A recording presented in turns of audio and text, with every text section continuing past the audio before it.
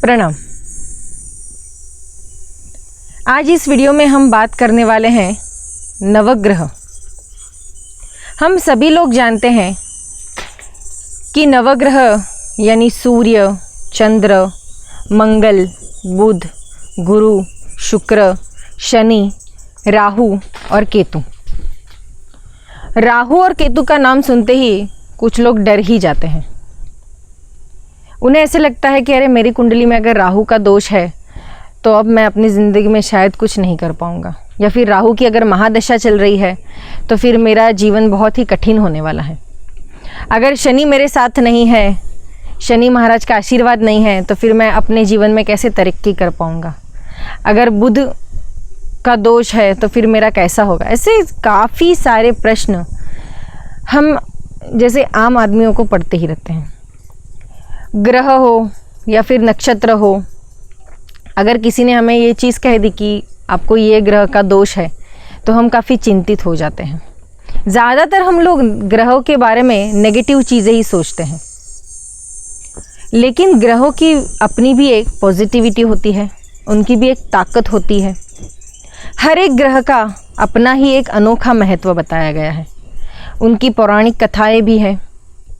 तो ऐसे ये 9 ग्रह यानी सूर्य, चंद्र, मंगल, बुध, गुरु तो सबसे बड़ा ग्रह है। तो ये सौर मंडल में जितने भी ग्रह हैं उनके अपने एक अलग साधना भी है। जैसे हमने नक्षत्रवन सीरीज़ की थी जिसमें हमारे आकाश मंडल में जितने भी नक्षत्र हैं वो नक्षत्र, उनके स्वभाव, उनके भी वृक्ष होते हैं, यानी उनके भी आराध्य वृक्ष होते हैं। वैसे ही नवग्रहवन के भी, यानी नवग्रह जो हम कहते हैं, उनके भी अपने आराध्य वृक्ष होते हैं। शायद ये चीज़ आपको नई लग सकती है क्योंकि काफ़ी लोग सिर्फ ग्रहों के बारे में ही जानते हैं, लेकिन उनके भी वृक्ष होते हैं ये काफ़ी कम लोगों को पता है। जो ज्योतिष शास्त्र का अभ्यास करते हैं उन्हें पता होगा, जो वास्तु का अभ्यास करते हैं उन्हें पता होगा, लेकिन जो सामान्य लोग हैं उन्होंने सिर्फ नवग्रह की मूर्तियाँ ही देखी होंगी।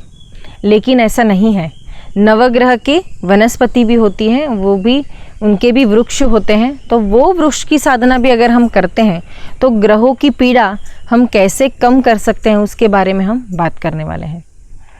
तो नवग्रह यानी ये जो 9 ग्रह है उनके अपने रंग हैं, उनके अपने वृक्ष हैं, उनका अपना स्वभाव है।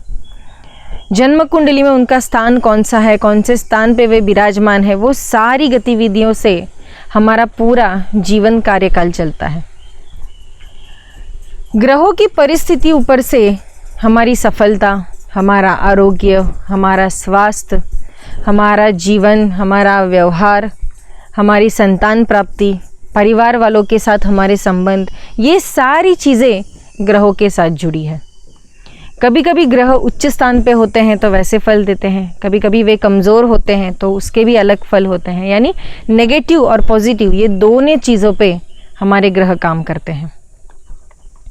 आप सभी ने देखा होगा कि काफ़ी लोग नवग्रह स्तोत्र का पठन करते हैं, तो वो अच्छी बात है। अगर आप रोज़ नवग्रह स्तोत्र का पठन करते हैं तो सारे ग्रहों की स्तुति भी हो जाती है और आप अपने सारे ग्रहों को याद भी कर लेते हैं, तो कहीं ना कहीं उनका कृपा आशीर्वाद हम पे बना ही रहता है।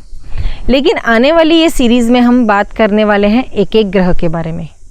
यानी अगर हम सूर्य की बात करेंगे तो सूर्य का दिन कौन सा है, उसका वृक्ष कौन सा है, देवता कैसी दिखती है, कौन से मंत्र की साधना करनी चाहिए, कितने जप संख्या उसकी होनी चाहिए, ये सारी चीज़ों के बारे में हम आने वाले हर एपिसोड में बात करने वाले हैं।